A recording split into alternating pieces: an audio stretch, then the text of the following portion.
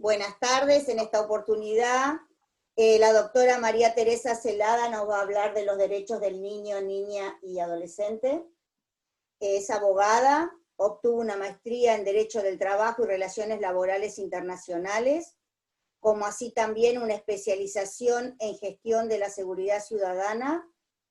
Es referente fundadora de la Red de Mujeres Radicales de Chaco, coordinadora de la Red de Mujeres Radicales Resistencia Chaco, concejal por la Ciudad de Resistencia por la Unión Cívica Radical, integrante de Vamos Chaco, presidente del bloque de concejales de la Unión Cívica Radical de Resistencia Chaco, presidente del Foro de Concejales de la UCR del Chaco. Bueno, buenas tardes. María Teresa, adelante. Muchas gracias por participar. Bueno, muchas gracias a las amigas de la Red de Buenos Aires, a Inés, que nos está acompañando. Bueno, la verdad que para mí es un orgullo que Juan Manuel Casela esté integrando este Zoom, para nosotros un gran referente político al que siempre vemos y seguimos. Así que, bueno, es una satisfacción poder compartir con tantos hombres y mujeres. La verdad es que estamos muy distantes, ustedes de nosotros, pero creo que estas herramientas que nos ha dado la pandemia, porque así tendríamos que decir, permite que estemos más cerca. Así que a todos, muchas gracias por acompañarnos en esta tarde. Bueno, como decía Mónica, cuando ellas me invitaron y me decían de qué querés hablar, yo les dije que desde que trabajé como asesora en la Cámara de Diputados del Chaco, luego en el Senado con el doctor Ángel Rosas, y después cuando pude acceder a la concejalía, dentro de mis principales políticas públicas, siempre fueron las de trabajar con la niñez y con la adolescencia. Yo creo que este es un grupo etario que no es muy tenido en cuenta, y creo que esto se debe a que no votan y entonces nos acordamos muy poco de ellos. Desde mi concejalía en el periodo anterior y ahora en este segundo periodo, venimos trabajando junto a mi equipo, porque entendemos que las políticas públicas que podamos adaptar y adoptar para la niñez y para la adolescencia no son un gasto, como trato de hacerles entender a los intendentes que me ha tocado compartir espacios, sino que todo lo contrario, son una inversión. Cuando nosotros leemos los documentos de UNICEF, vemos que la infancia representa mucho más que ese espacio de tiempo transcurrido entre el nacimiento y la vida adulta. Sabemos que lo importante es la calidad de esa vida, cómo transcurre, y que ese niño pueda disfrutar fundamentalmente de su edad, que pueda acceder a la educación y a la salud que le corresponda, que pueda disfrutar de esparcimientos donde pueda crecer fuerte y seguro, que pueda compartir con una familia y que el Estado pueda ayudar a este desenvolvimiento. Nosotros cuando asumimos en la concejalía, en el 2015, nos pusimos a trabajar en distintas políticas porque entendemos que estas políticas de cuidado que debemos adoptar para la niñez y para la adolescencia son fundamentales. Y es por eso que he presentado un proyecto donde creamos centros de fortalecimiento infantil, donde a través de los determinados centros comunitarios que existen en nuestra ciudad, se pueda llevar adelante la contención, no solo de las mujeres embarazadas, sino también de los niños, fundamentalmente en esa primera infancia y hasta los 3, 4 años, cuando comienza su educación obligatoria. Estos niños que asistirían a estos centros de fortalecimiento infantil son aquellos niños que tienen muy vulnerados todos sus derechos, porque no tienen la posibilidad de sus padres tener un trabajo habitual, normal, no tienen un lugar donde poder asistir para calmar sus dolores, para saber si su crecimiento es normal, donde no existe, porque en nuestra provincia en general y no es distinto en la ciudad capital, donde no tenemos jardines de infante maternales gratuitos o públicos, sino todo lo contrario, son privados. Entonces este gran grupo de niños se queda sin esa posibilidad. Por eso, a través de este proyecto de ordenanza, nosotros intentamos incluirlos en este gran sistema de política pública para que a través de convenios, tanto con el Ministerio de Salud como con el Ministerio de Educación, el municipio de la ciudad de Resistencia pueda brindarle esta contención necesaria. Y quiero aclararles que aquí en el Chaco los municipios tienen a su cargo el servicio público, digamos, de determinadas cosas, pero no tiene bajo su órbita ni la salud ni la educación. Eso corresponde al gobierno provincial. Y lo aclaro porque en otras provincias la situación es totalmente diferente.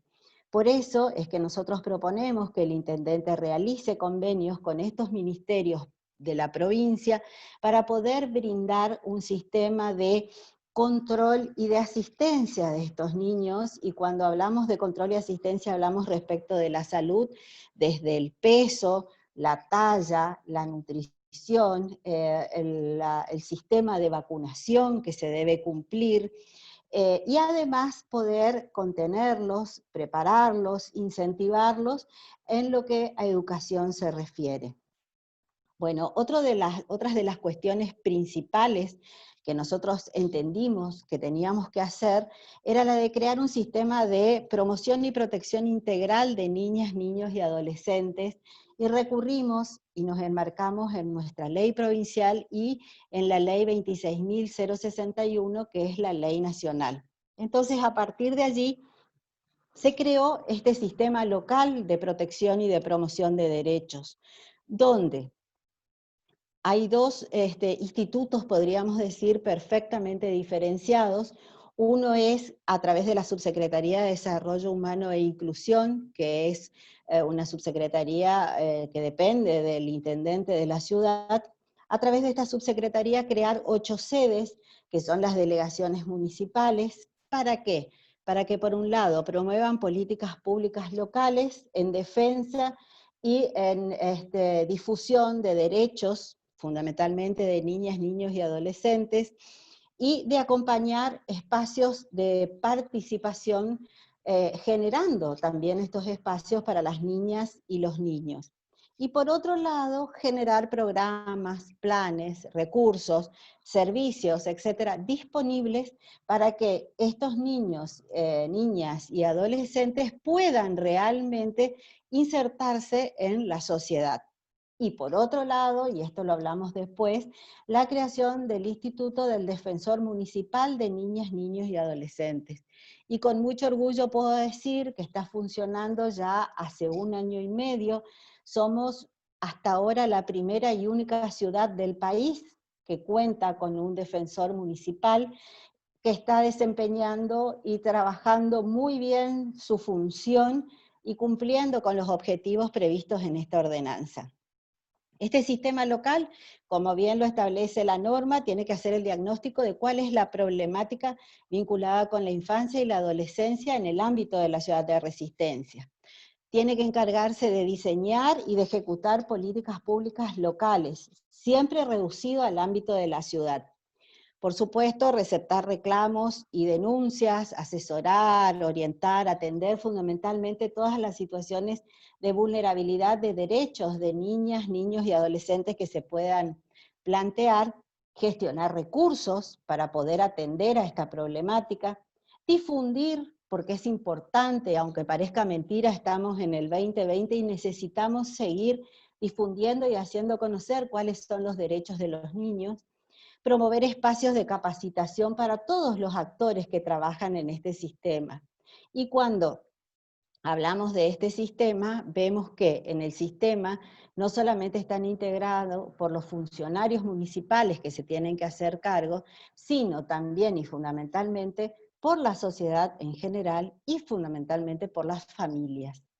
entendemos que el rol de la familia no puede suplirse por un Estado, todo lo contrario, es el Estado quien debe apuntalar, de acuerdo a determinadas políticas que se lleven a cabo, a esa familia para que sea la familia la encargada de estar con el niño, de atender al niño, de acompañar al niño. La responsabilidad del municipio en este instrumento legal de creación del sistema es la de controlar y la de garantizar el cumplimiento efectivo de las políticas públicas. Siempre, siempre tiene que ser primordial y se debe respetar el interés superior del niño. Y debe hacer las articulaciones pertinentes con los otros actores de la comunidad que no los podemos excluir, como decíamos recién. Los funcionarios municipales tienen, como en la ley nacional y en la ley provincial, la obligación de, ante el conocimiento de la vulneración de los derechos, denunciar a este sistema local. Las medidas de protección son las políticas que van a garantizar justamente la educación, la salud, los derechos sociales, económicos y culturales de los niños, y además tienen que hacer todo lo posible para restituir esos derechos que son vulnerados o que en muchos casos son amenazados justamente a partir de estos servicios. Todo lo que hablamos de otro tipo de medidas, o sea, de las medidas que generalmente se toman a través de la justicia, se deben canalizar necesariamente a través de la Subsecretaría de Niñez y Adolescencia, pero del ámbito provincial. Porque, reitero, la jurisdicción de los municipios en el Chaco es muy acotada. Por eso nosotros también aquí tuvimos que recortar estas facultades que podría haber tenido este gran sistema de protección. El equipo interdisciplinario que compone este sistema de protección está integrado por un psicólogo, por un trabajador social y por un abogado, que además, y a lo largo de este caminar tan difícil y complicado, la idea era sumar médicos, psicopedagogos, otras de profesionales que puedan ayudar a conformar este sistema de protección. Y generamos, o pretendemos, mejor dicho, generar foros de participación para debatir propuestas y encontrar las distintas soluciones que se necesitan. Nosotros tenemos una ciudad donde prácticamente el 75% de la población son niñas, niños y adolescentes. Tenemos una gran ausencia a las escuelas. En este momento de pandemia esto se ha aún acentuado más, puesto Internet. Pero bueno, se sigue trabajando, no damos el brazo a torcer. Y en el capítulo 2 del instrumento legal del que yo fui autora y que está trabajando el municipio, se crea el Instituto del Defensor Municipal de Niñas, Niños y Adolescentes. Este instituto se lo hace lógicamente en el marco de las leyes ya mencionadas. Se designó una comisión especial para nombrar a este defensor. Este defensor se sometió a un examen público de antecedentes y de oposición. Fue todo un proceso muy transparente. Me acuerdo que en aquel entonces cuando lo hacíamos nos llamaban las diputadas nacionales y las senadoras nacionales para preguntarnos cómo habíamos logrado que esto se pudiera dar, y yo creo que cuando existe voluntad política esto ocurre. Tanto es así que el 10 de diciembre del 2018 asume la primera defensora municipal de niñas, niños y adolescentes, elegida después de una terna, y esta elección sí se produce en el ámbito del Consejo Municipal, y somos los concejales los que de entre 3 seleccionadas por ese jurado tomamos la determinación de quién sea.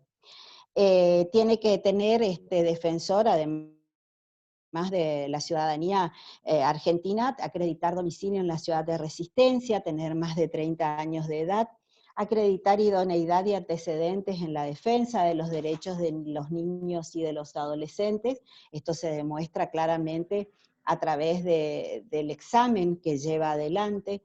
Dura 5 años, ¿y por qué pusimos 5 años? Porque nosotros acá en la provincia tanto el intendente como los concejales tenemos un periodo de 4 años en el ejercicio de nuestra función. Entonces necesitábamos romper con esos esquemas políticos que siempre se dan. De esta manera, el defensor de niñas, niños y adolescentes entonces tiene su vigencia el mandato prácticamente en 2 periodos eleccionarios. Bueno, no los voy a aburrir con el tema de las incompatibilidades o de las causales de su cese, porque son las mismas que establece la ley 26.061.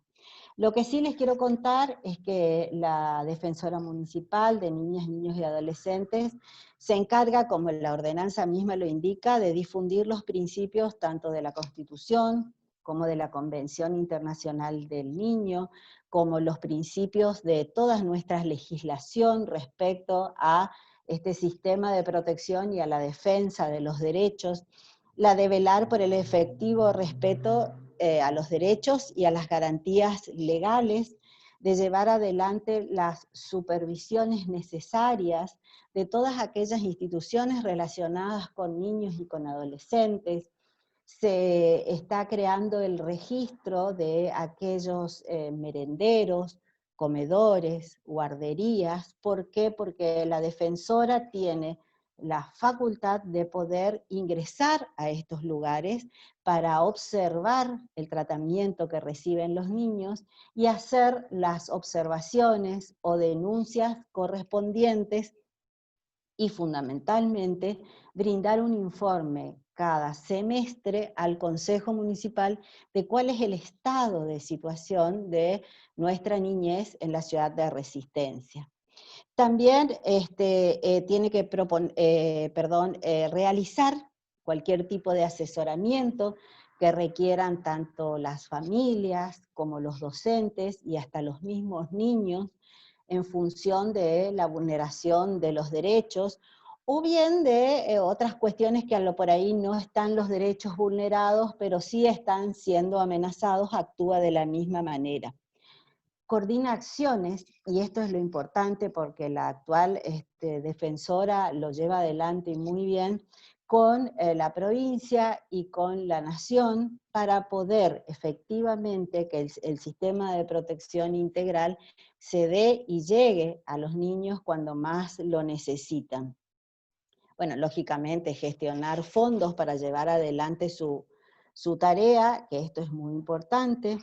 La estructura funcional de la defensoría es exactamente el defensor titular, un asesor legal, un secretario administrativo, pero con mucho criterio la defensora actual incorporó una psicóloga, un asistente social, y una abogada, aparte de este asesoramiento legal que normalmente hacen una abogada con especialización en abogado del niño, que esto es muy importante cuando tenemos que escuchar, o sea, cuando tenemos que respetar ese derecho de que el niño tiene que ser oído. Entonces, este esquema que se armó realmente le permitió a la ciudad de Resistencia poder manejar determinada información respecto a las necesidades.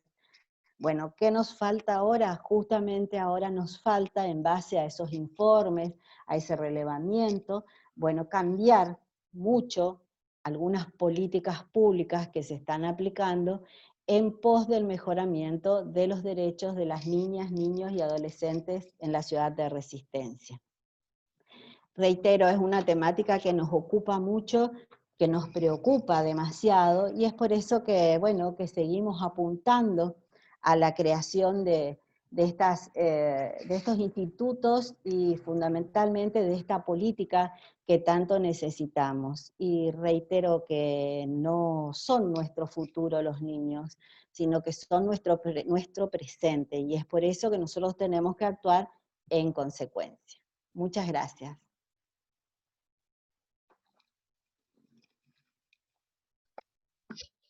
Tere, bueno, en el chat nos están pidiendo copias de la ordenanza.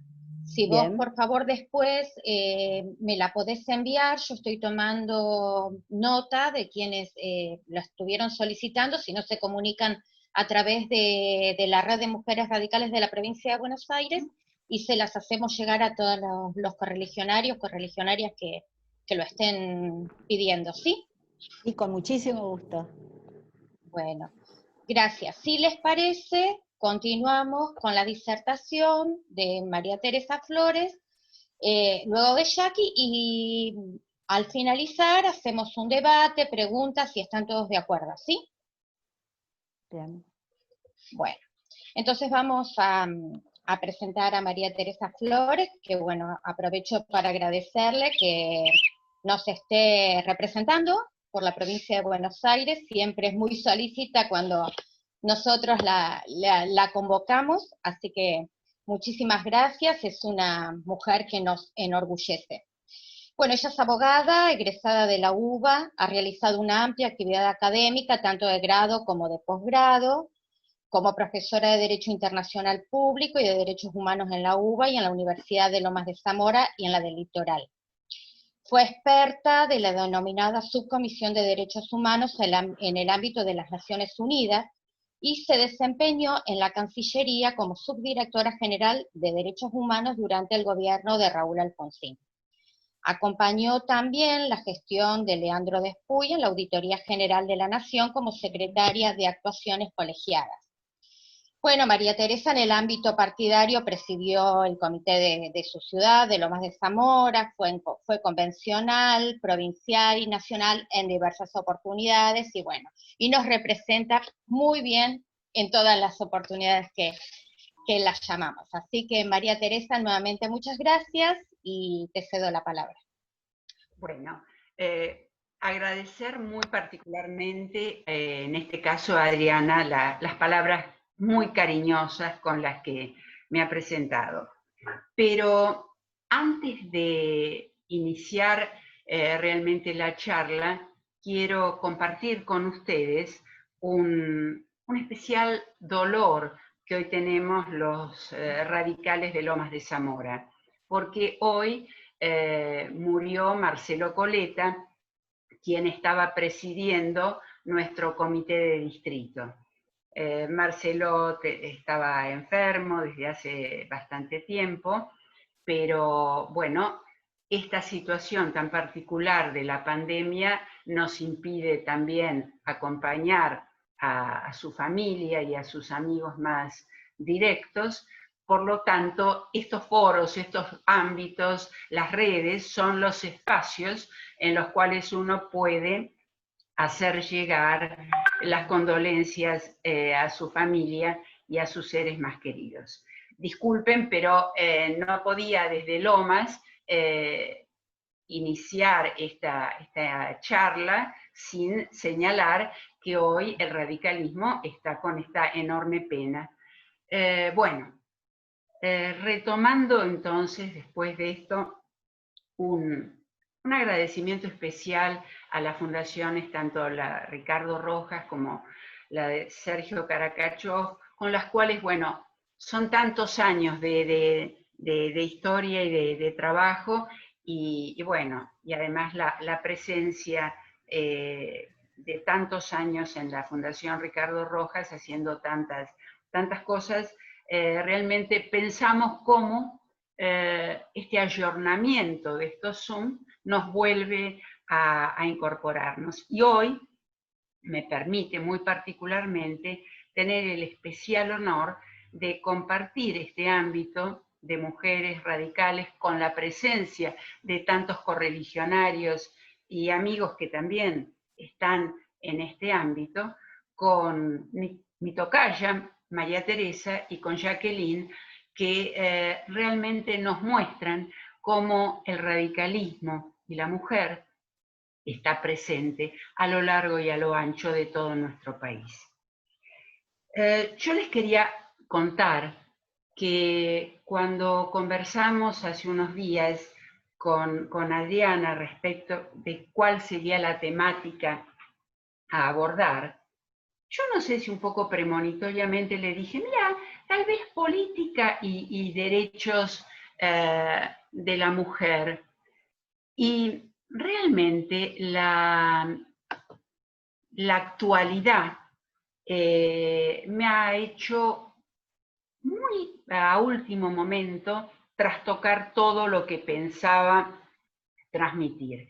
Por lo tanto, voy a usar un ratito chiquito como para hacer un breve raconto de lo que nosotros, particularmente como mujeres y como radicales, tenemos que tener presente cuando hablamos de los derechos de las mujeres.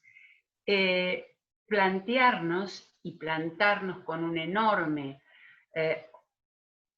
orgullo y con mucha fuerza, porque realmente en el retorno a la democracia y con la bandera de los derechos humanos desde el gobierno de Raúl Alfonsín, se inició todo lo que es la modernidad de los derechos de la mujer en la Argentina. ¿Por qué? Porque la dictadura, así como oscureció tantas otras cosas, nos hacía pelear, luchar por la libertad, por la vida, por los derechos, y nadie estaba en la idea o en la pequeñez de buscar la necesidad de reivindicar los derechos de género. Sin embargo, en los albores del retorno a la democracia, es ya en nuestro gobierno que al ratificarse la Convención sobre la eliminación de todas las formas de discriminación contra la mujer, se da ese gran paso. Y esto hay que reivindicarlo, pasó también durante la gestión de Raúl Alfonsín. Con toda una perspectiva internacional que sería enormemente largo y que hoy no la voy a tocar, pero también con toda una mirada y una faceta interna, porque tenemos los radicales y las radicales que señalar con especial énfasis que la ley de patria potestad compartida es también una acción notable del gobierno radical. Esto que a veces no lo recordamos, porque la anterior oportunidad en que se había trabajado este tema con una ley de patria potestad, en este caso no era compartida, era alternativa, la primer presidenta mujer de la Argentina, la señora Isabel Perón, vetó esa ley. Y esto es algo que de vez en cuando hay que reflotar para fortalecernos en nuestro respeto a los derechos, pero también en la propia historia del radicalismo, de las luchas que supimos dar y de los logros que hemos tenido. Porque muchas veces las banderas nos las sacan, pero no por fortalezas de los demás, sino por distracciones o por debilidades propias. Entonces, el rescatar esto hace a una rápida, una fugaz mirada hacia lo que hicimos, que es muy importante. Yo había pensado, inclusive, hacer todo un raconto muy exhaustivo de los derechos de la mujer dentro de los campos de los derechos humanos y de la política en la Argentina, señalando que culminaba una etapa cuando el año pasado, en noviembre del año pasado, se logra la incorporación por ley del concepto de violencia en la política al concepto de violencia contra la mujer. Esto, que es una tarea que ya venía, por la que venía bregando la OEA y la Comisión Interamericana, tanto de Derechos Humanos como la Comisión Interamericana de la Mujer, que tenía pocos antecedentes en Bolivia y en algún otro país de Centroamérica, no había sido trabajada lo suficiente y recién se termina de incorporar al concepto de violencia contra la mujer también el concepto de violencia en la actividad política. Pero esto, ustedes dirán, ¿qué le pasa a María Teresa? Estoy dejando esto para que sea muy breve, porque yo quiero plantearles que el título que le pusimos con Adriana, Política y Derechos de la Mujer, me permite y nos permite a todos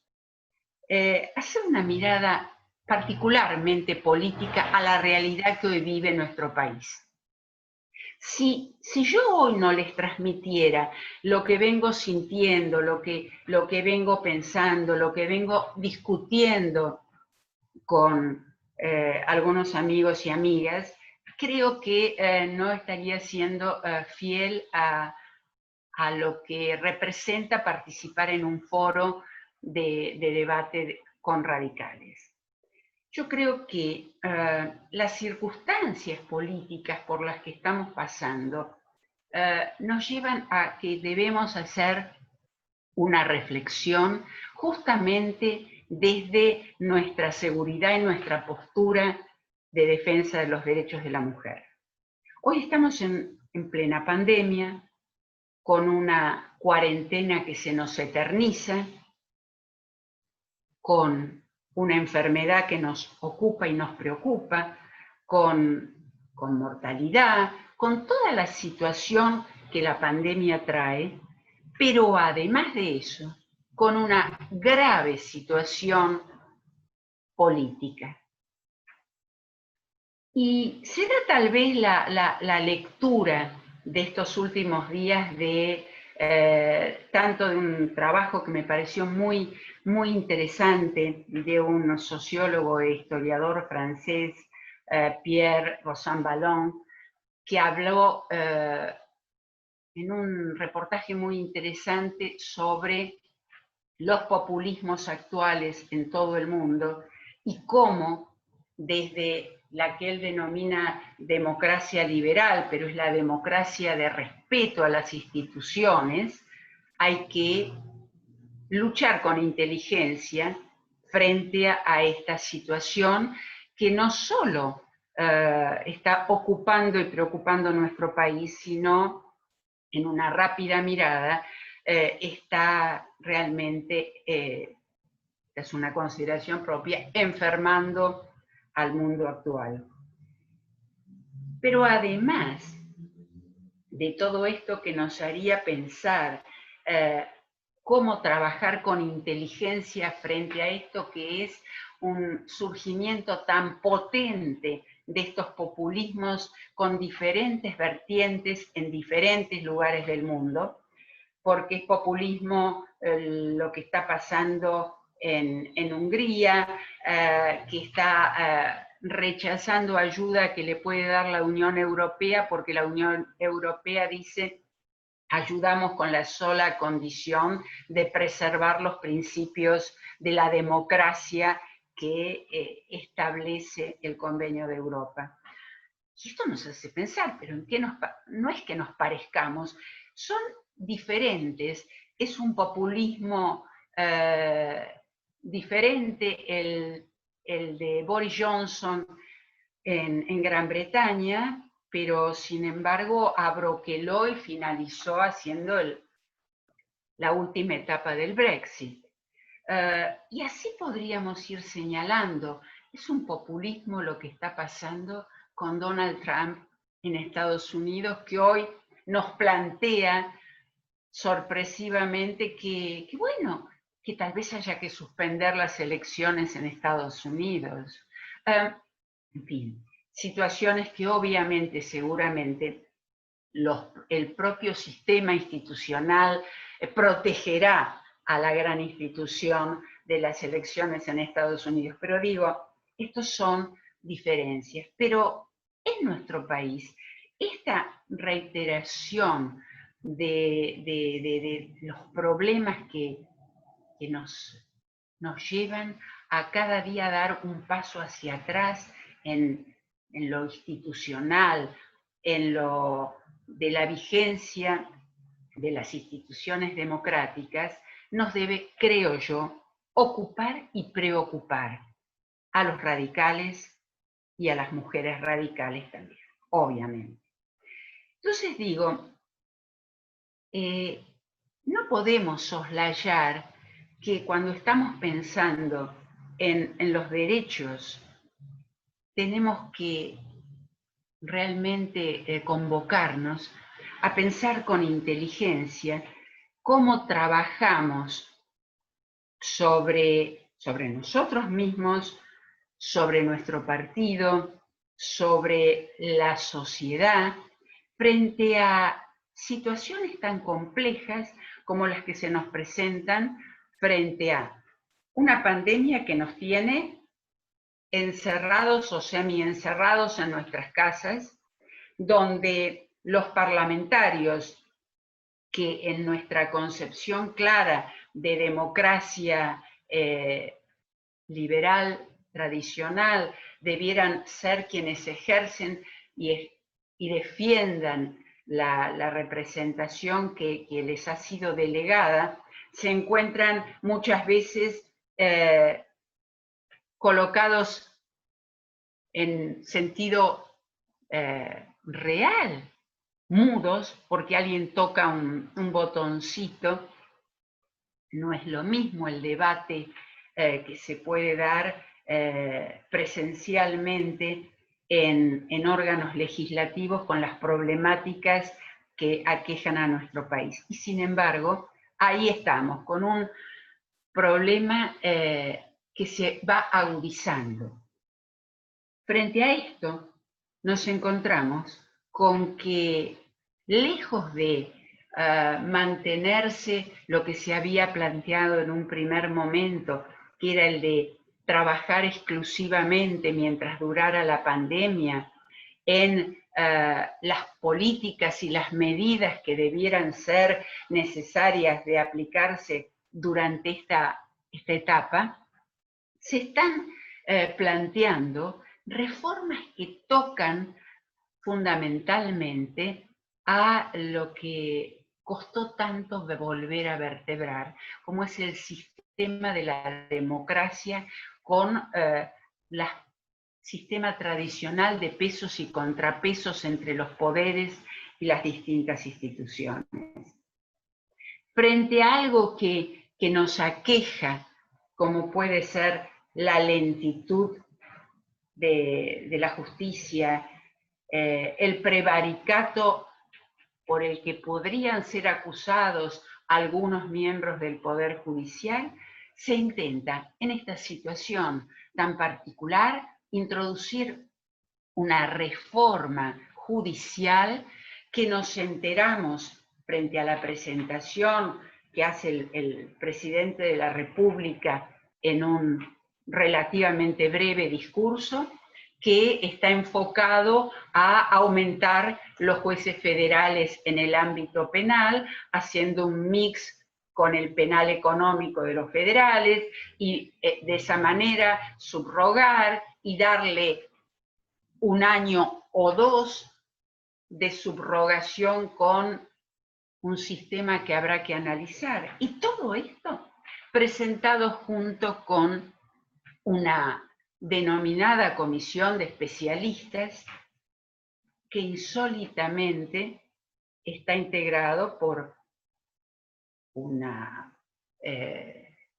decena, son 11 integrantes, que lejos uno de poder discutir sus capacidades y sus aptitudes jurídicas, pero llama la atención que se plantee una comisión en la cual están por lo menos 8 integrantes de 11 con una conocida participación y militancia en el partido de gobierno. Además de señalar que, más allá del afecto personal y el enorme respeto que puedo tener particularmente por Carlos León Arlanián, en particular por la etapa del juicio a las juntas, no puedo dejar de pensar que hoy León Arlañán es el abogado de Ricardo Echegaray, es y ha sido, según nos informamos todos por los medios, socio del doctor Berardi, que además integra la comisión y es abogado de la expresidente de la República, actual vicepresidente, etcétera, etcétera. Frente a esto, que está llevándonos a una situación que nadie imagina como urgente hoy, si estamos todavía encerrados con la pandemia, escuchando al ministro de Salud, particularmente de la provincia de Buenos Aires, asustándonos con el real aumento de los contagios, la falta de camas en los hospitales y clínicas privadas, etcétera, etcétera, y decidimos repentinamente desatar una reforma judicial y una comisión que en este momento en donde no hay posibilidades de reunirse, tienen un plazo perentorio que después se podrá prorrogar para opinarle al presidente. ¿Opinarle sobre qué? Y ahí es donde tomo también otra de las lecturas de estos últimos días, que es un trabajo publicado por Gargarella, donde él plantea que en esta búsqueda que uno olfatea, que es una búsqueda de impunidad, hay algo que nos tiene que sostener y nos tiene que fortalecer, y es la conciencia de que esta sociedad argentina, a partir de 1983, tuvo realmente en el hecho fundante que fue el juicio a las juntas, una reivindicación y un pilar respecto del cual no nos podemos olvidar hoy. ¿Y qué fue ese juicio a las juntas? El resultado de una valiente decisión de un presidente de la República como Raúl Alfonsín, que al día siguiente de asumir firmó el decreto por el cual ordenó el procesamiento de los miembros de las juntas.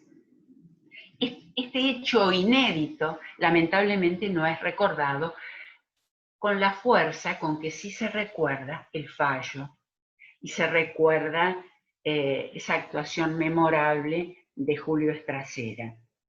Pero hay que recordar que para eso hubo que ser muy fuerte, muy valiente y tener convicciones tan férreas como las que tenían no solo Raúl Alfonsín, sino alguien que creo que nos estaba acompañando, como es Juan Manuel Casella, que fue no solo diputado y presidente de la Comisión de Defensa en aquel momento, sino además también cubriendo situaciones tan difíciles como la del Ministerio de Trabajo.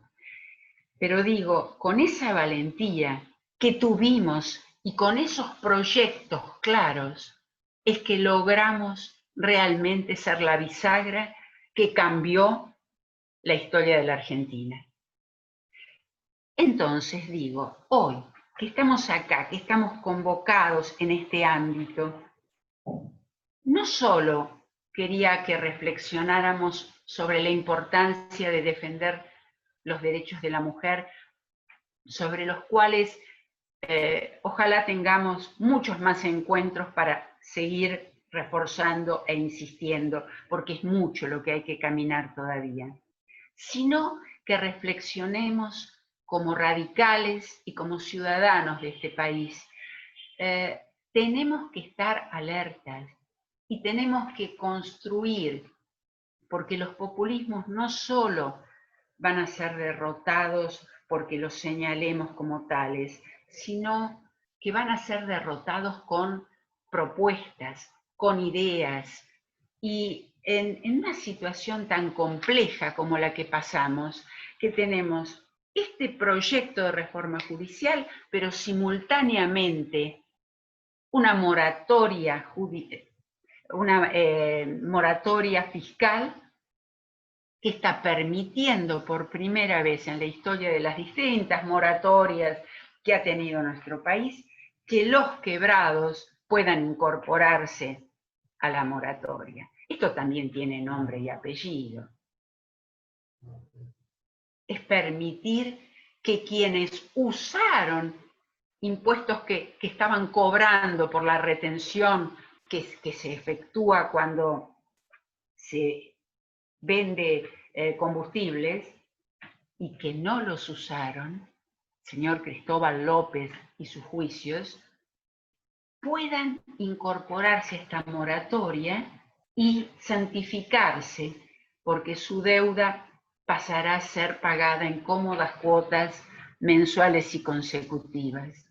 Y esto está pasando hoy, mis queridas amigas y correligionarias, porque hubo dictamen, porque el gobierno se apura, porque uno no quiere ser mal pensado, pero en el clima de pandemia donde estamos encerrados, se apuran con distintos proyectos. Y me dirán, bueno, pero hay un apremio fiscal.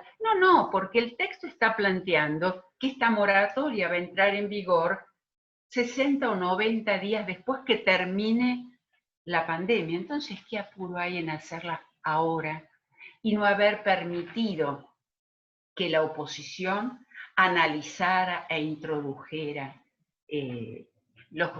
los aportes necesarios? Digo todo esto porque sumamos esta circunstancia de una moratoria fiscal extraña en el aspecto que nunca, por lo que los antecedentes que pude recoger, hubo con esta posibilidad que los quebrados puedan incorporarse.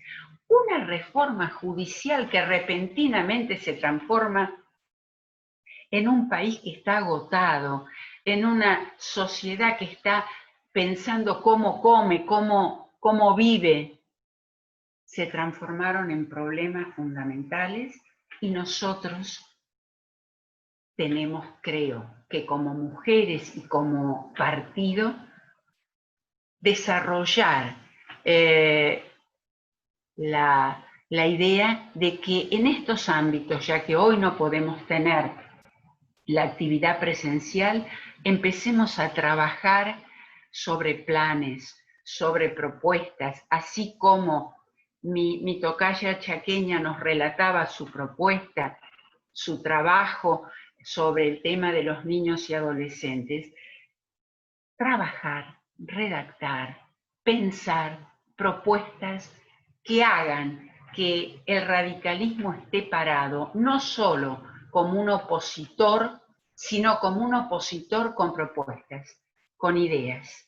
Bueno, esto era a grandes rasgos, y les pido disculpas porque creo que a lo mejor después en las preguntas ustedes me preguntan lo que quieran sobre derechos de la mujer y derechos humanos en particular, pero pensaba que como mujer que dedicó gran parte de su vida a hacer política desde distintas actividades, no podíamos dejar pasar esta oportunidad de plantearnos que hoy esta democracia tiene estos durísimos problemas que todos nosotros estamos sufriendo por la enfermedad, por la pandemia, por la soledad, por el encierro. Y mientras tanto, están pasando cosas sumamente graves.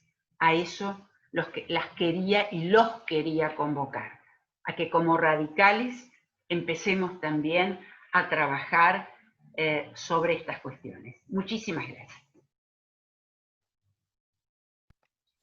Bueno, muchas gracias, María Teresa. A mí siempre particularmente me gusta escucharte porque nos refrescás tantas cosas que ha hecho nuestro gobierno, ¿no? Y que las dejamos pasar realmente, como vos siempre decís. Entonces, me encanta escucharte, porque siempre tomo notas para decir, para tenerlo presente, para luchar por nuestras banderas y por las cosas que realmente hemos hecho, que es muchísimo.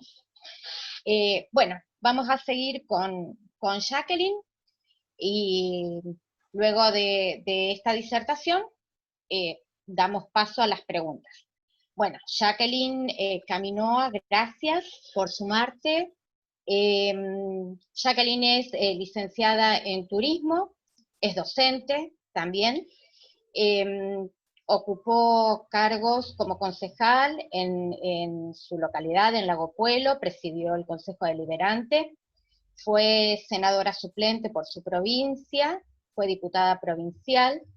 En el ámbito partidario, bueno, también presidió el comité de Lago Puelo, presidió la convención provincial y actualmente es la presidenta del partido a nivel provincial. Entre tantas otras cosas, una gran representante de la cordillera. Así que Jackie nos va a hablar del derecho ambiental desde una temática que es muy cara y muy sentida en la provincia de Chubut, como es el tema de la minería. Así que, Jacqueline, muchísimas gracias y te cedo la palabra. Bueno, muchísimas gracias. Agradecer a las correligionarias que me antecedieron en la palabra, y agradecerle, bueno, a Adriana y a todos los que siempre están, como en el caso de Mirta, todas las chicas de la red de mujeres, las de Chubut sobre todo, que siempre con las que estamos en contacto. Bueno, yo quería hablar un poco de las luchas ambientales de Chubut, y en eso sí detenerme un poco más en el tema de la megaminería, ¿no? Chubut es una provincia que ha tenido una trayectoria importante con respecto a las luchas ambientales. Fue la primera provincia en establecer áreas naturales, como por ejemplo el caso de las reservas naturales costeras, con su avifauna. Creo que hay una conciencia ambiental importante, y yo recuerdo varias luchas. Cuando me fui a estudiar a Neuquén, todavía se hablaba, por ejemplo, o se empezaba a hablar de esta lucha que se generó contra el basurero nuclear en Gastre, ¿no? La instalación del basurero nuclear, que después la Constitución lo puso en uno de sus artículos para que se prohibiera el ingreso de sustancias contaminantes a la provincia. En ese sentido, no solamente este tipo de luchas, a mí me ha tocado, por ejemplo, incluso trabajar en el Consejo Deliberante cuando lo presidía, ir hasta Chile caminando, casi enfrente, un par de días, para charlar con las autoridades de Endesa cuando se intentaba instalar una represa, que se llamaba la represa El Portón, que generaba un problema ambiental en el Parque Nacional del Lago Puelo. Y bueno, estas son cosas que fueron ocurriendo durante estos años con respecto a lo ambiental. Pero un poco la lucha, la madre de todas las luchas ambientales en Chubut fue, o es todavía, el tema de la megaminería a cielo abierto con utilización de cianuro. ¿Y dónde me voy a parar para charlar de este tema? Yo presido un partido que tiene diferentes posturas desde sus afiliados, ¿no? Entonces quiero pararme más como militante y como ex legisladora, ex concejal, alguien que ha militado la lucha desde algún lado, desde el partido, pero también respetando que en estas situaciones muchas personas creen que hay posibilidades de llevar adelante una actividad como es la megaminería. Por suerte, nuestro partido hoy tiene una postura y que viene sosteniendo desde la convención del 20 de marzo de 2010, cuando esto se trató, y quería por ahí no leer, pero comentarles algunos puntos que tiene ese manifiesto que se planteó por parte de los convencionales, y que hablaba de este desarrollo sustentable, ¿no? Que este desarrollo sustentable que nosotros queríamos para Chubut tenía que ver con el cuidado, no solamente, o sea, es sustentable si vamos nosotros, va a satisfacer nuestras necesidades, pero también no va a comprometer la capacidad de las futuras generaciones para satisfacer sus necesidades. Y sí considerábamos al agua como un mineral el más importante de todos, un bien social, un bien económico, un bien que era el más preciado de todos los bienes que podíamos ofrecer, y que eso podía generar en la meseta eso que se venía por ahí diciendo que iba a ser cambiado, o la matriz productiva iba a ser cambiada por la megaminería. En ese sentido, el partido en ese momento expuso esta posición, es la posición por ahí que tenemos muchos de los correligionarios, sobre todo los de la meseta, porque hay que recordar que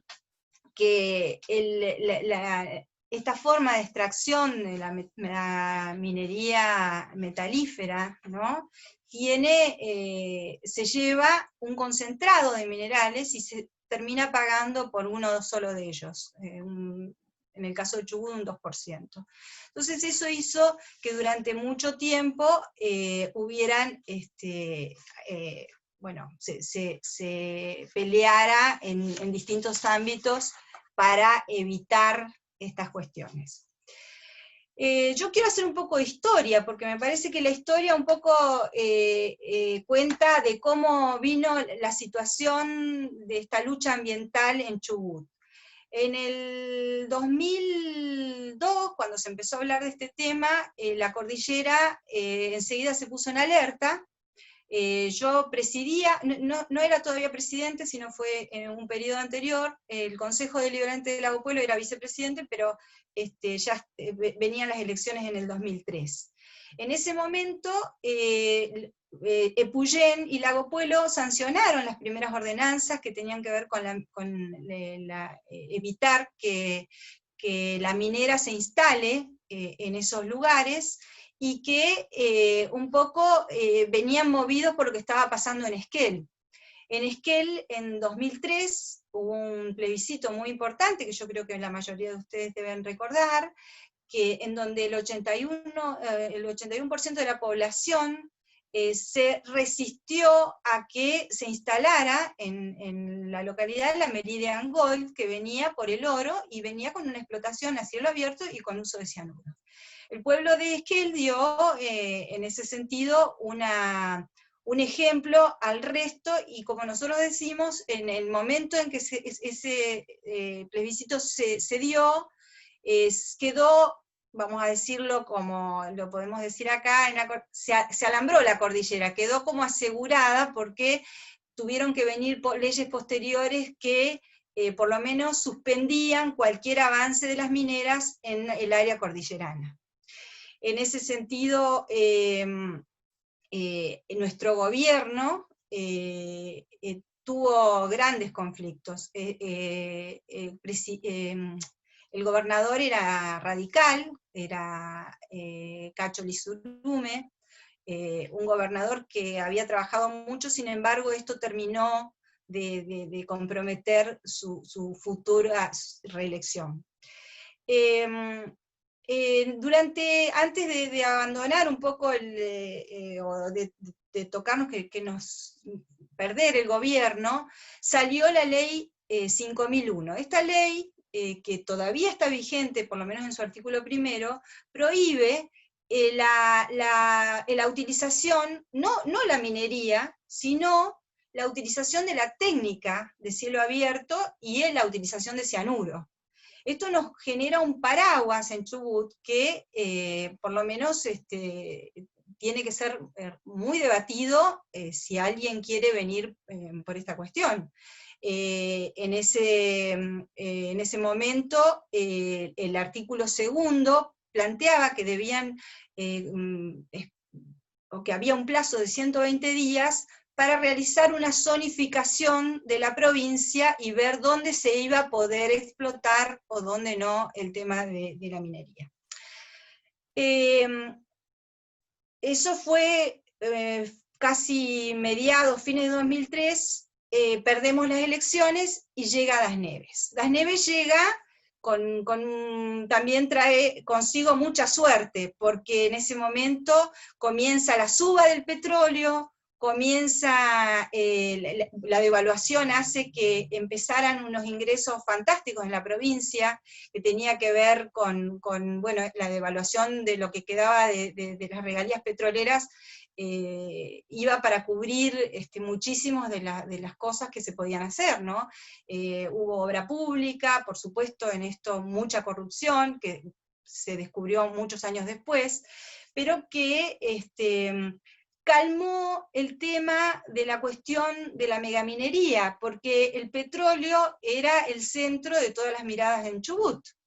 Pero bueno, la ley corta, en diciembre, sale en diciembre del 2006, que permite que las provincias hagan uso de sus recursos naturales, en este caso el petróleo, le permitió a Das Neves renegociar los contratos a mediados del 2007, y esto, 10 años antes de que se vencieran, renegocia los contratos, entonces tuvo la posibilidad de tener muchos ingresos durante varios años.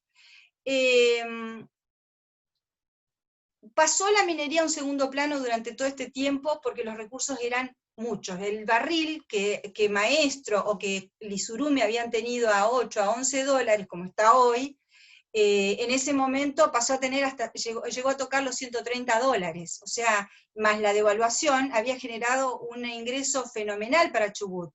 Entonces, la verdad es que no era necesaria ningún tipo de enfrentarse a lo que la gente se oponía, que era claramente la minería. Cuando Das Neves se va del gobierno, deja a uno de sus hijos directos, hasta que en ese momento había sido intendente de Comodoro, que es Bussi. Bussi empieza a tener problemas en su gobierno, y a partir de ahí empieza a pensarse nuevamente, o sea, empieza a aparecer el fantasma nuevamente del tema minero. La gente empieza a movilizarse nuevamente. En 2014, que se presenta, en mayo del 2014, la primera intención o idea de iniciativa popular, era una iniciativa popular que incluso iba contra el tema de la explotación de uranio que hay en la meseta, o sea, iba mucho más allá de la megaminería metalífera, sino que también iba contra el tema del uranio. Bueno, se presenta en mayo, recién en noviembre hubo dictamen y la legislatura sanciona una ley, que es la 17.127, 137, no me acuerdo en este momento, una ley que cambia totalmente el espíritu de la iniciativa popular. O sea, ni la rechazaron ni la aceptaron. Sacaron una ley totalmente diferente, que no tenía nada que ver con el espíritu de la iniciativa, y que se dio en el marco de un escándalo. Yo no sé si ustedes recuerdan, o algunos de ustedes recuerdan, que hubieron hasta fotos de celulares de la minera dando instrucciones a algunos legisladores. Y así fue que, obviamente, se puso en duda todo lo que había venido ocurriendo en ese ámbito. Bueno, por supuesto, Bussi pierde las elecciones frente a Das Neves nuevamente, y cuando llega Das Neves, deroga esta ley que se había sancionado entre gallos y medianoche, y que además no tenía ya ningún sentido, porque esa ley ponía un tiempo para iniciar el debate y empezar a explotar la minería en Chubut. Por supuesto, las asambleas fueron a la justicia no avanzó en este tema. 2015 ya había una nueva constitución, a mí me tocó estar en la legislatura, me tocó ser vicepresidente de la legislatura, incluso en algún momento cuando estalla todo y muere Das Neves me tocó también estar a cargo de la legislatura, pero las asambleas pedían que se vuelva a tratar esa iniciativa porque consideraban que no se había cumplido el objeto de lo que es la iniciativa popular, que es tratar por lo menos por sí o por no lo que ellos habían presentado, pero que se había cambiado totalmente el espíritu. Lamentablemente esto no ocurrió, yo hice algunas presentaciones a la Comisión de Asuntos Constitucionales, en nombre de algunos miembros de la Asamblea, pero esto no ocurrió. Llegamos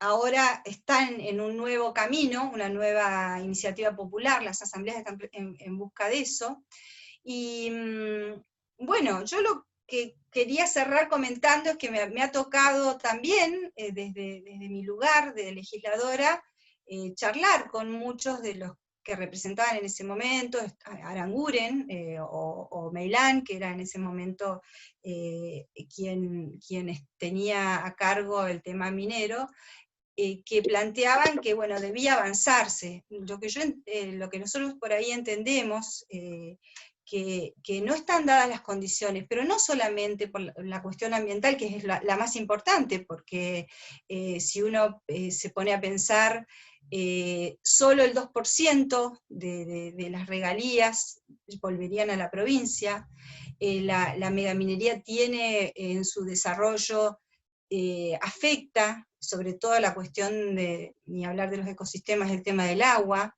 la instalación del proyecto Navidad, que es por donde viene, por ejemplo, el caso de la Pan American Energy, que es la minera interesada y que tiene las acciones en cuanto al tema, afectaría una cuenca muy importante, que es la cuenca de Sacanana, y que es un reservorio de agua que tiene la provincia, y que en la meseta no abunda el agua, tenemos un solo río muy importante que cruza más al norte de la provincia, y después el Senguer al sur, pero que creemos que es necesario que a futuro se debatan nuevas técnicas, nuevas formas de explotación, porque creemos que esta no es la forma adecuada.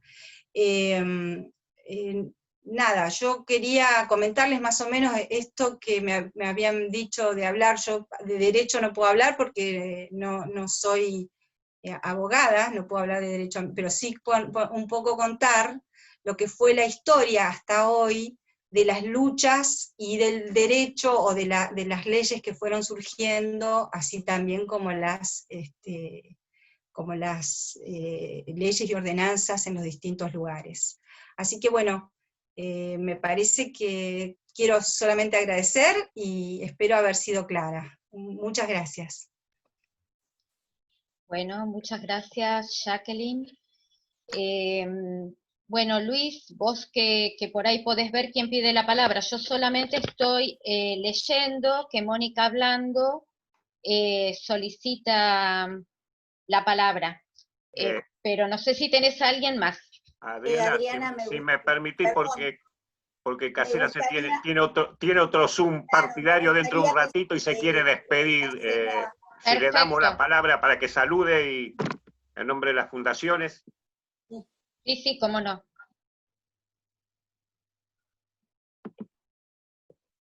Habilitar el Zoom, habilitar el audio, Casela. Que lo primero que debo hacer es agradecer a todo el mundo. En primer lugar, a las chicas de la Red de Mujeres Radicales, que tienen una constancia en organizar trabajo de esta naturaleza, encuentros de esta naturaleza, que a todos nos sirven, en primer lugar, para apreciar la inteligencia y la vocación militante de las radicales. En segundo lugar, para informarnos sobre temas que desconocemos o que conocemos superficialmente. Y en tercer lugar, para agregar inteligencia, agregar información a todo lo que constituye el patrimonio básico de las fundaciones. Tanto la Fundación Ricardo Rojas como la Sergio Carayol trabajamos para perfeccionar las ideas. Y esto que ustedes están haciendo nos ayuda mucho a esa perfección. Por lo tanto, gracias a todas, gracias a las 3 expositoras que han sido claras y penetrantes en su desarrollo, gracias a las que concurrieron a la reunión y gracias por las futuras organizaciones que ustedes van a seguir haciendo, que nos seguirán nutriendo de conocimiento y nos seguirán dando la oportunidad de conocer a todas las mujeres inteligentes de la Unión Cívica Radical. Gracias, chicas. Bueno, muchas gracias, doctor Casella, y le agradecemos una vez más en su persona a la Fundación Rojas, que tan gentilmente nos permite estos espacios, ¿no? Y bueno, también a la Fundación Caracachó. Bueno, muchísimas gracias y damos por abierto por ahí las preguntas y las intervenciones de las participantes. Bien. Bueno, ¿quién quería hacer uso de la palabra? Con solo indicarlo, se la damos. Alejandro Caviglione, de La Plata. Habilitate el audio.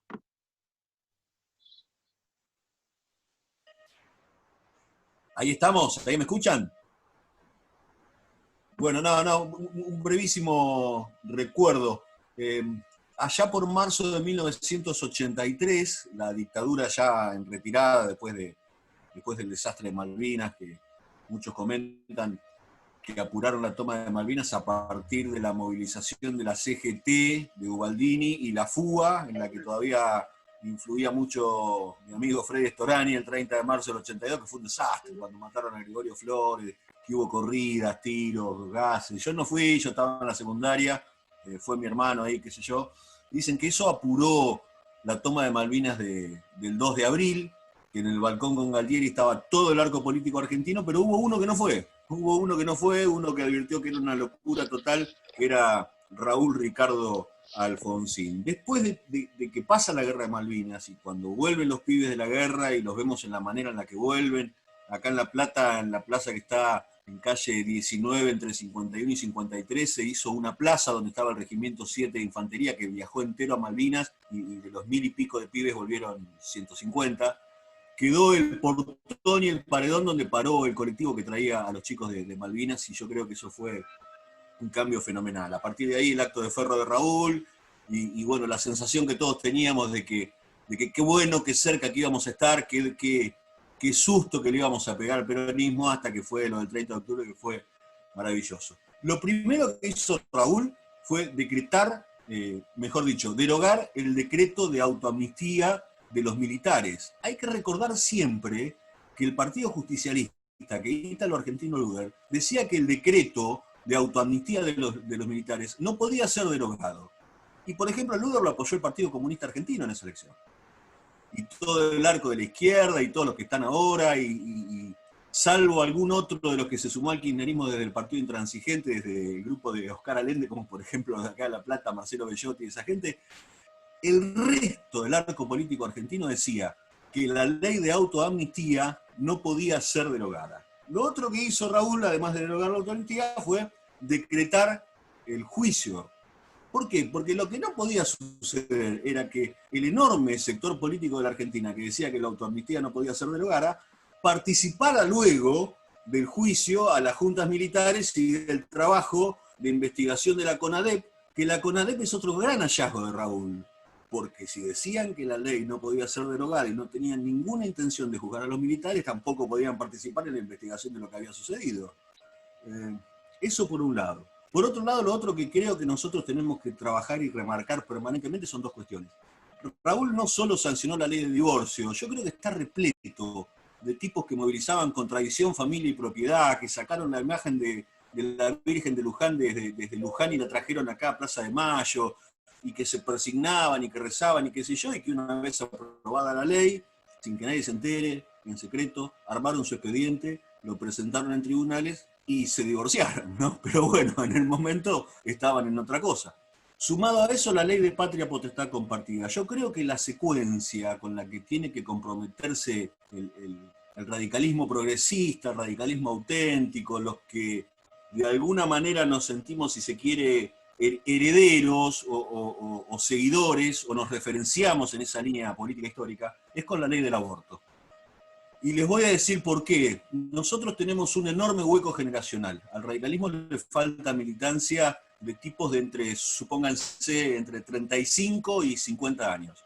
Yo ya tengo 55 años. En la campaña del 83, tal vez uno de los años más felices de mi vida, pero yo tenía 18 hace 37 años.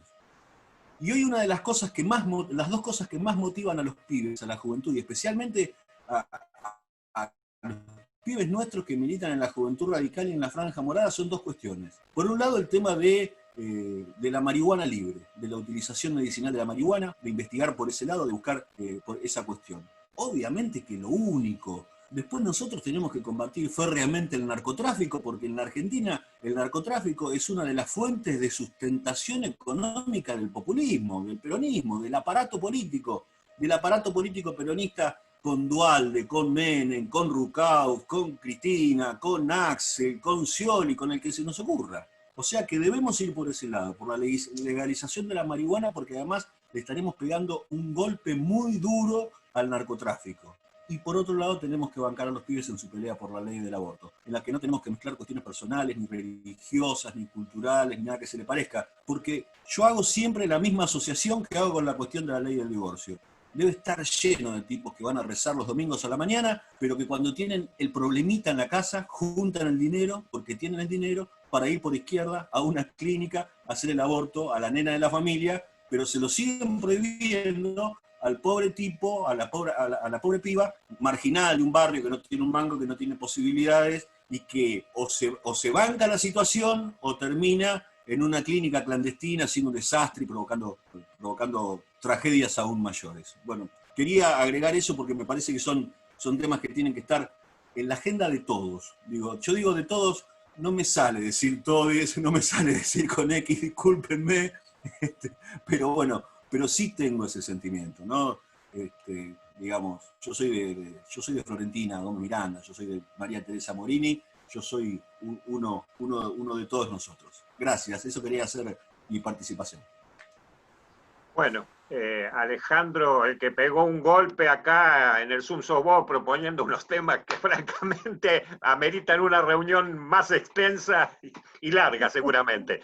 Bueno, ¿alguna pregunta para las expositoras? Quiero decirles que estoy leyendo el chat, y en el chat hay muchas felicitaciones para las tres sobre la exposición que han realizado. Y otra cosa que quiero decirles para los que pedían la ordenanza de Chaco, que en el chat está cargada y la pueden descargar con solo ingresar a él, a las que pedían esa ordenanza. Bueno, ¿alguna pregunta, por favor?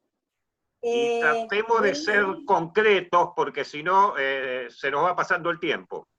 Mónica. Luis, Mónica hablando, quería hablar, hace un ratito pidió. Sí, Mónica, por eso. Rosario. Hola, ¿cómo están? Bueno, hablando de derecho ambiental, subí una foto, ustedes habrán visto, sabrán por los medios, bueno, creo que a Buenos Aires no llega mucho, no sé cómo llega al país. Los rosarinos nos estamos ahogando y enfermando. La foto que subí es la foto que está sucediendo exactamente ahora, está tomada en este instante por alguien que la sube porque queremos extender esta situación que tenemos al resto de los argentinos y argentinas. Ante la no posibilidad de que se nos escuche como se debiera, yo trabajo en un centro de salud, se llama 7 de Abril, depende de la Dirección de Salud de la Universidad Nacional de Rosario, y desde ayer hemos puesto en marcha un circuito donde cada rosarino nos estamos volviendo querellantes contra Entre Ríos. El centro de salud se ha vuelto el lugar donde recibe llamadas de las personas que están siendo afectadas por el humo. Tenemos el triple trabajo.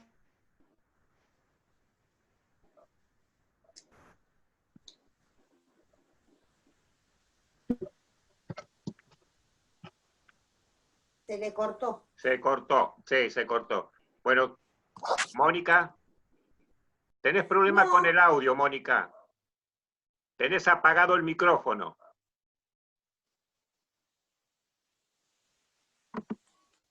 ¿Ahí estamos? Ahí sí. Bueno, así que desde ayer la Universidad Nacional de Rosario, conjuntamente con la Municipalidad de Rosario, tomó decisiones que son bastante importantes, en un punto algún tipo de sobrecarga para los trabajadores del centro de salud, porque lo estamos haciendo con los recursos que tenemos, obviamente se hizo de un día para el otro, no creo que se haya hecho a propósito, sino que es muy reciente, con lo cual las personas, ayer recibimos desde las 2 de la tarde hasta las 4 de la tarde 33 denuncias. Las personas que están teniendo problemas llaman al centro de salud, hablan con médicos y psicólogos, donde se diferencia primero, si es una cuestión biológica, si es una cuestión emocional, porque obviamente el humo también puede promover cuestiones emocionales, y si es dentro de lo biológico, tenemos que pensar si hay tenemos que diferenciar si es una situación que las personas tienen por alergia, si son provocadas por el humo, si son potenciadas por el humo, o si son COVID, pavada de tarea que nos está tocando. Y luego hacemos un listado, se lo pasamos a la Universidad Nacional de Rosario, la universidad generó un observatorio jurídico, y los abogados de la universidad se están conectando con las personas que llaman al centro de salud, y se está intentando, yo no creo que se esté intentando, yo creo que va a ser un hecho cierto, un juicio conjunto.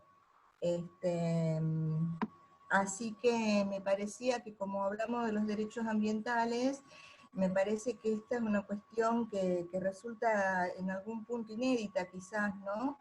Que universidad y municipalidad estemos trabajando juntos, y bueno, les quería comentar que estamos muy firmes, porque realmente, bueno, yo por ejemplo, anoche, a pesar de que tenía todas las ventanas y puertas cerradas, mi casa estaba inundada de humo, no es la única, solamente lo traigo a modo de ejemplo porque vivo a 5 cuadras del río. 5 cuadras del río, y hay que cruzar el río y las quemas están del otro lado, ¿no? Así que bueno, les quería compartir esto para que lo podamos apoyar entre todos. Porque nosotros también tenemos derecho al aire puro. Y bueno, habíamos hablado del derecho ambiental. Y lo quería compartir. Gracias. Gracias, Mónica. Yo le quería preguntar, voy a hacer una pregunta yo.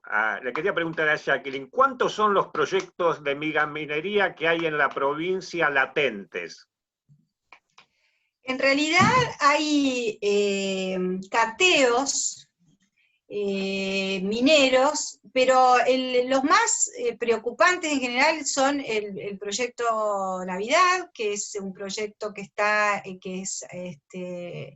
en el medio de la provincia.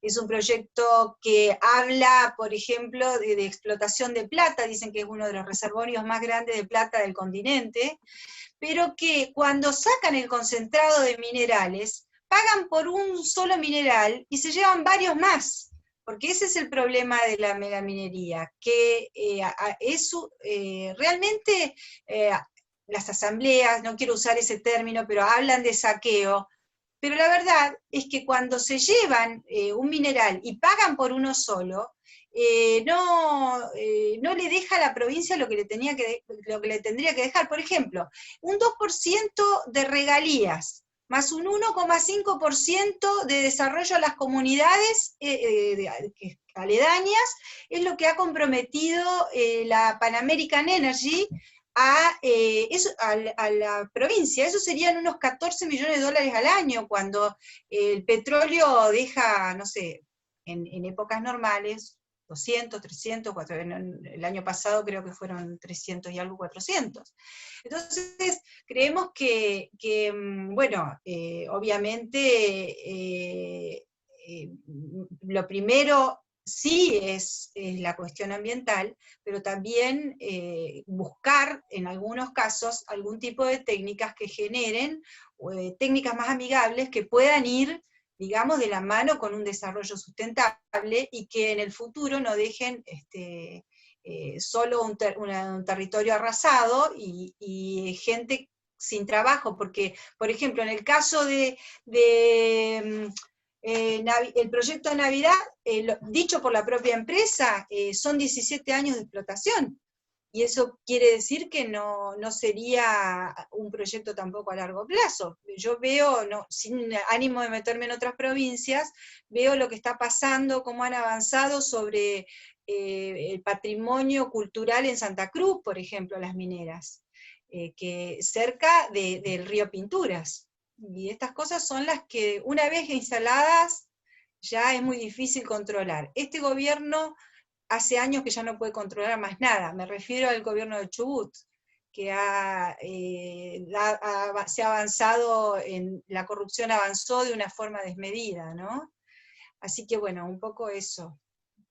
No sé si responde. Sí, gracias, Jacqueline. ¿Alguien que quiera formular alguna pregunta, por favor? ¿Nadie tiene preguntas para formular? Yo no sé si... Luis, ¿me escuchás? Sí, te escucho, Alejandro.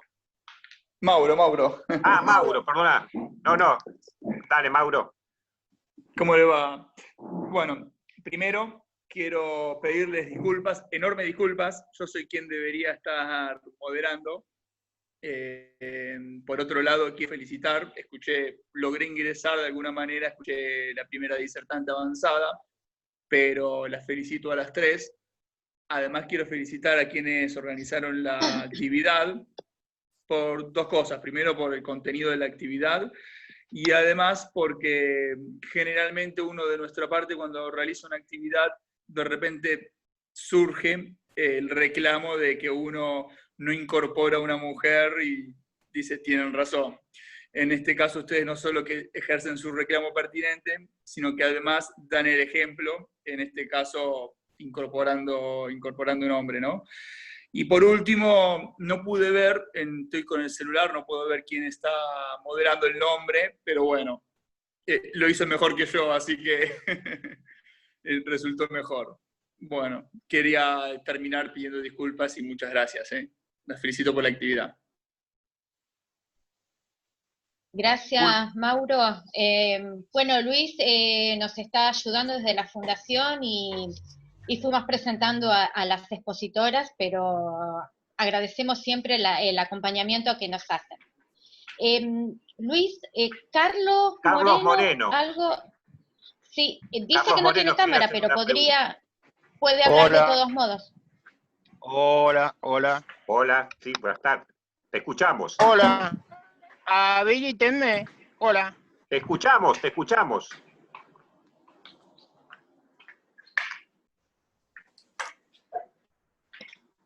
abierto. Carlos. A ver.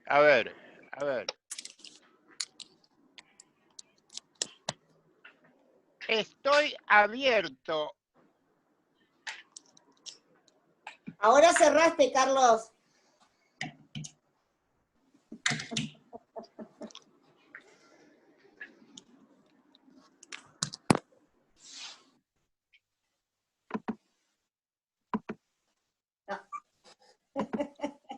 Carlos, tenés que abrir el audio, por favor.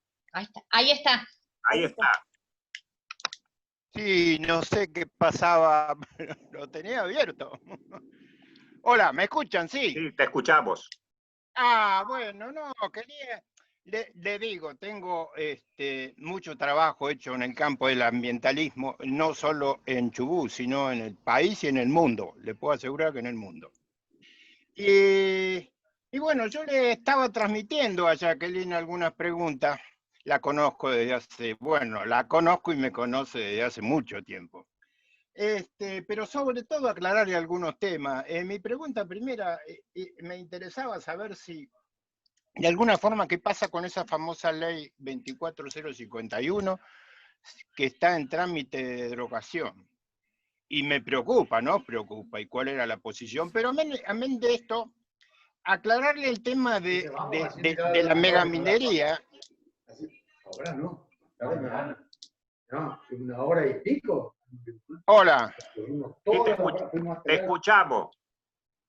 Sí, no, y el tema de la megaminería, es decir, es un tema muy espinoso, y si bien puso mucho alguna énfasis y ganas, Jacqueline, creo que, bueno, hay que completarlo con un montón de cuestiones que hacen y deciden este tema. Es decir, tenemos dos problemas. Dos problemas, lo que se llama megaminería, que no es el término correcto a usar, lo que nos estamos oponiendo es a la minería extractiva química, usando químicos, eso es lo que nos... Y si es mega esa minería, peor todavía, más. Y si es con cianuro, peor todavía, porque el cianuro es uno de los químicos con que el uso en minería nos estamos oponiendo. Pero hay una diferencia muy grande, que decir, las actividades que siguen a la minería no son mineras, son, en este caso la minería sobre metalífera, son metalúrgicas, no son mineras, y no están, si están contempladas en la ley, en el código, pero código minero por una razón muy sencilla, es decir, hacen un tratamiento ambiental en conjunto, pero no quiere decir que sean mineras. La última presentación que hacen para buscar la iniciativa popular, la última redacción es totalmente potable. ¿Por qué? Porque habla no de prohibir minería, como se quiere leer, sino que habla de prohibir el uso de determinados químicos en la minería extractiva. Y está bien que lo hagan, y está correcto, porque ahora no pegan o no trasladan eso a las actividades posteriores sobre los minerales. Y está bien que lo hagan, cosa que hacían anterior a las dos presentaciones anteriores, por lo tanto era de alguna forma incluso inconstitucional el proyecto que tenían. Nadie puede prohibir la minería, seamos sinceros. Esto es así, es una barbaridad. Pero sí se puede prohibir el caso de el uso de como el uso de estas sustancias en la minería extractiva. Y por otro lado, el problema que tenemos ambiental es el tratamiento de las cuestiones ambientales en la provincia y en el país. En la provincia es particular. Es decir, los famosos controles, los controles en Chubut no existen. No existen controles ambientales. Pero encima no hay justicia ambiental. Porque la justicia mira para otro lado. Tenemos cientos de casos tratados y la justicia siempre resuelve para el lado del contaminador. Esto es clarísimo. Entonces, si no hay justicia, si no hay controles, no son creíbles cuando nos proponen controles. Por lo tanto, es muy potable esta última presentación. Pero si no creemos en los controles, no podemos permitir que se haga siquiera ninguna actividad mega, y mucho menos usando químicos. Esto no lo podemos permitir en tanto no nos aseguren controles. ¿Pero quiénes nos van a asegurar controles? ¿Los mismos que están? ¿La misma justicia? No. No son creíbles. Este es el tema. Bueno, y queda pendiente mi pregunta respecto al tema de la ley de 24051, que me parece que es importante. Si alguno tiene opinión al respecto o comentario, porque cuando se comenta esto de los residuos atómicos, que se fueron prohibidos traer, creo que hay una modificación a esta ley que buscaron y ahora están permitidos. No es tan prohibición como tal, porque evidentemente sí hay empresas argentinas, como puede ser la CONEA, que hace una instalación afuera, llave en mano, en otro país, es lógico que los pueda traer los residuos, es lógico. No es lógico. Pero ahora la ley lo permite.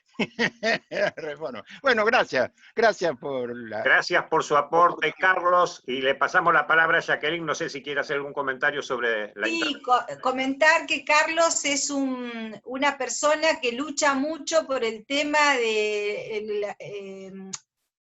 contra la contaminación que ha generado en su momento Aluar, pero bueno, es un ambientalista, pero con mucho trabajo detrás, y así que agradecerle. No, el tema de la ley que planteaba Carlos, no tenía idea de que se estaba planteando una derogación.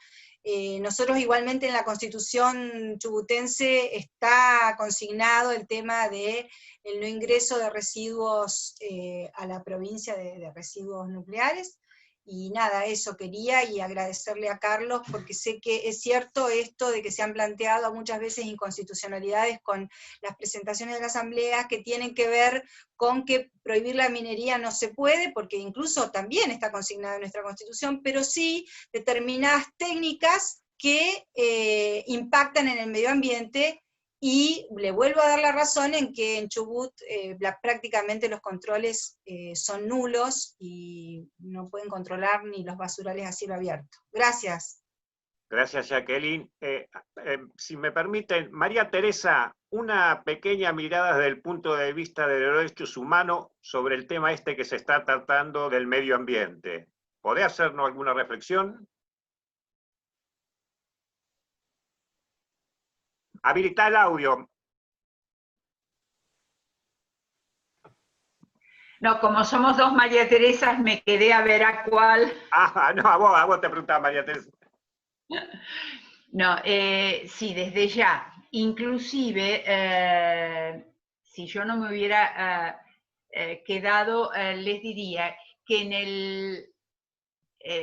el último documento de Naciones Unidas, que refiere a las respuestas que el gobierno argentino ha ido dando a partir del informe que presentó al comité de la CEDAW respecto de los derechos de las mujeres en el medio ambiente. Justamente parte de las recomendaciones que plantea que se deben tener en cuenta en el informe que Argentina debe hacer ahora en el 2020, se refiere a todo el tema de mujeres rurales y las dificultades que las mujeres rurales tienen en relación con enormes problemáticas de derecho ambiental. Y particularmente pone, mira, acá lo tenía justamente señalado, a ver si encuentro el apartado, planteándose las recomendaciones sobre los daños potenciales que el ambiente tiene y las denuncias que hay respecto de megaminería. Y uno puede decir, ¿cómo se enlaza tema de la megaminería a cielo abierto, otros planteos de la vida de las mujeres rurales, etcétera? Toda esta problemática Naciones Unidas la ve. Es cierto que a veces yo digo hay que analizar y ver de qué manera el país puede canalizar lo que pueden ser emprendimientos adecuados con los cuidados necesarios y el cuidado hacia las poblaciones rurales o poblaciones aledañas por la contaminación que la minería a cielo abierto tiene hacia los ríos, por ejemplo. Bueno, especialista, que en este caso es Jacqueline, ella podrá explayarse, pero digamos que es toda una problemática en relación a la cual Argentina y el gobierno argentino debe explayarse, y en donde debemos tener en cuenta esto. Ahora, muchas veces Naciones Unidas condena traslados de restos nucleares, etcétera, de residuos. Sin embargo, también es una enorme dificultad porque son las grandes potencias que mayor acumulación de este tipo de residuos hacen en el mundo actual. Y estas son las potencias que a su vez buscan espacios en el mundo con poca población, por eso podemos ser atractivos como basurero.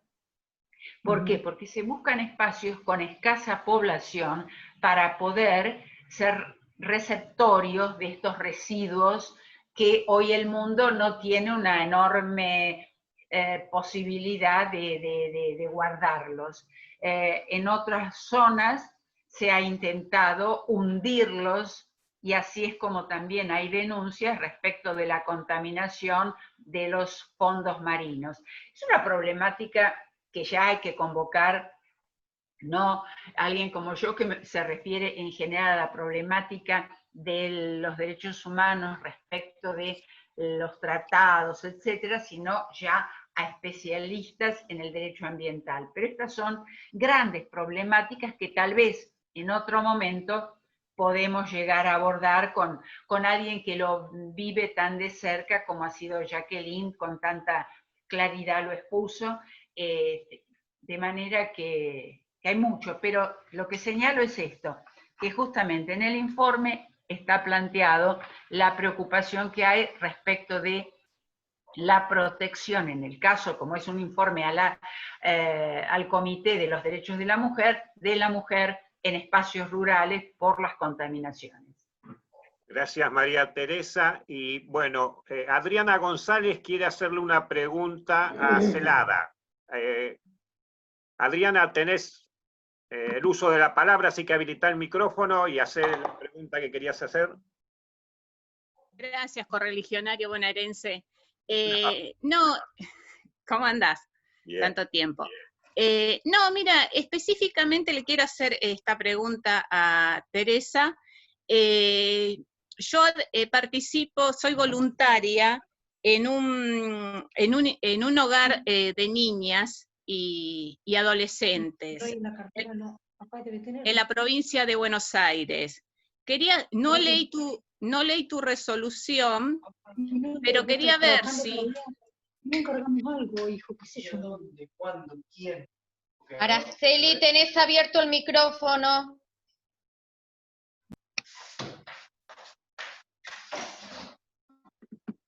Adriana, ¿podés continuar con el uso de la palabra o...? Gracias, sí, estaba esperando ese paréntesis. Y no leí la resolución del defensor de los niños, y quería ver si ustedes en Resistencia tienen incidencia en estos institutos de menores donde los chicos están, las niñas y las adolescentes están institucionalizados bajo un régimen, bajo el régimen de la justicia. Bueno, Adriana, sí, la ordenanza 11.907, que bueno, como decíamos hoy, ya la subí al chat del Zoom, permite esta intervención como observadora, digamos, de la situación o situaciones que se pudieran dar en estos lugares, y a partir de allí la defensora tiene que, como al no tener atribuciones propias, tiene que hacer las conexiones y las denuncias pertinentes ante el sistema de protección de niñas, niños y adolescentes de la provincia, que sí es quien es responsable de estos lugares donde estarían las niñas. Eso ocurre aquí en la provincia del Chaco. Y reitero, la defensora tiene facultades para hacer estas intervenciones y estas observaciones. Muchas gracias, pero otra cuestión, independientemente que estén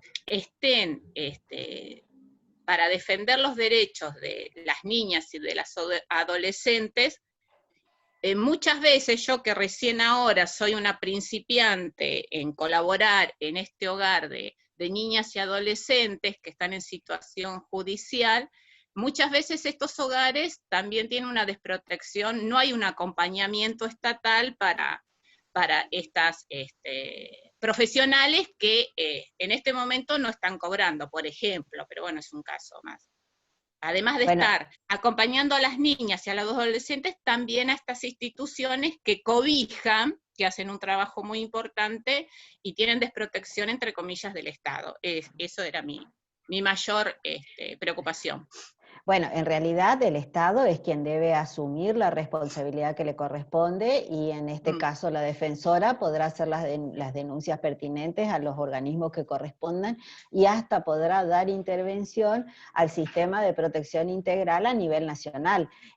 O sea, no se agota en esto de solamente controlar la atención o la vulneración de derechos de las niñas allí que viven, digamos, en ese lugar, sino todo lo contrario, porque en realidad acá el que estaría incumpliendo, en el caso del Chaco, puedo decir, es el gobierno provincial. Entonces hay que seguir y hay que insistir. Nosotros en la provincia, por ejemplo, no tenemos defensor de niñas, niños y adolescentes. Lo tenemos sí en la ciudad de Resistencia.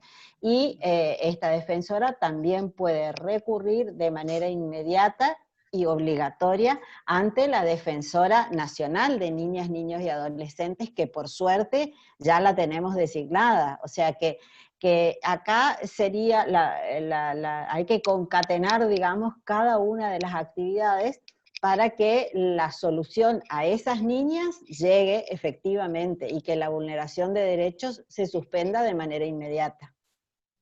Bueno, te agradezco por tus aclaraciones. No, por favor. Y quería aclarar algo que fui escuchando en el Zoom.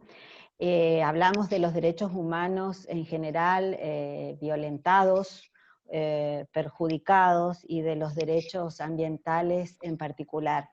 Yo creo que debemos tener una mirada amplia y sinceramente creo que debemos invertir en educación. Esa inversión que se haga en educación va a ser en beneficio de nuestras niñas y de nuestros niños. Y esa educación de las niñas y de los niños en todo el país indudablemente va a redundar en beneficio no solo de los derechos ambientales, sino de los derechos humanos en general. Cuando nosotros dejemos de ver el árbol y empezar a ver el bosque, indudablemente nuestra situación a nivel país, a nivel provincia y a los niveles locales, lógicamente va a cambiar. Muchísimas gracias y excelente acotación, Teresa. No sé, si algunas de las expositoras, María Teresa, Jacqueline, quieren hacer algún comentario final como para que después Mónica Mastandrea nos haga el cierre, se lo vamos a agradecer, porque creo que han hecho aportes importantes, creo que nos nutren, y la verdad que me felicito de estar en este Zoom. Ustedes saben que yo participo de todos los Zoom que organizan la Red de Mujeres Radicales, porque creo que es la obligación de escucharnos mutuamente y de estar codo a codo. Así que yo les agradezco. María Teresa, tu comentario final, y luego Jacqueline, antes de que Mónica cierre en nombre de la Red de Mujeres Radicales. Luis, yo creo que nada, el agradecimiento y el gusto de haber compartido con las correligionarias, tanto con mi tocaya María Teresa como con Jacqueline, con la coordinación de Adriana, y bueno, pensar que esto nos ha permitido intercambiar ideas y estar presentes, y destacar que el fervor radical sigue vivo en todos nosotros. Gracias. Gracias. Jacqueline. Bueno, solo agradecer y bueno, agradecer que me escucharon, y si quedó alguna duda, bueno, podré en algún momento comentarles, agradecerle a las mujeres a la red de mujeres que siempre me invita a participar, así que bueno, y gracias por hacernos el aguante y estar ahí en la coordinación de todo. Muchas gracias a todas, a las correligionarias que hablaron también conmigo. Hasta luego. Mónica.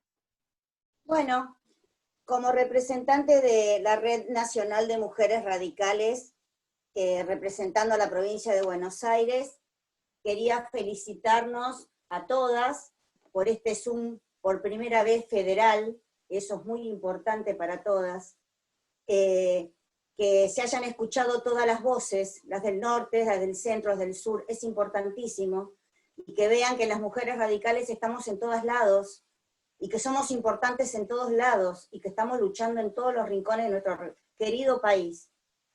Agradecer especialmente a Teresa Helada por su generosidad de compartir su ordenanza.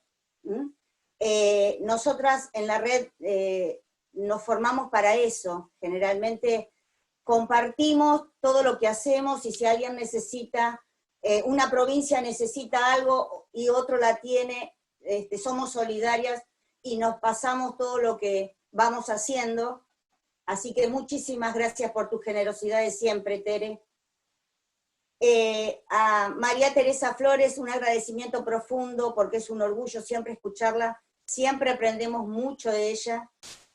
Y al pueblo chubuquense, por intermedio de Jackie, agradecer el ejemplo de lucha que siempre nos da, porque es un pueblo que siempre llevó las banderas de la lucha ambiental y fue pionero en eso, y la verdad que siempre estamos tratando de apoyarnos en los antecedentes que tenemos de la provincia de Chubut, y un agradecimiento por exponer esto hoy, Jackie, realmente.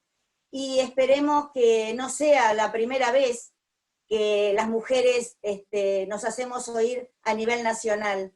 Esperemos que otras redes de otras provincias nos secunden en esta Zoom, que fue realmente muy interesante. Muchísimas gracias a todas.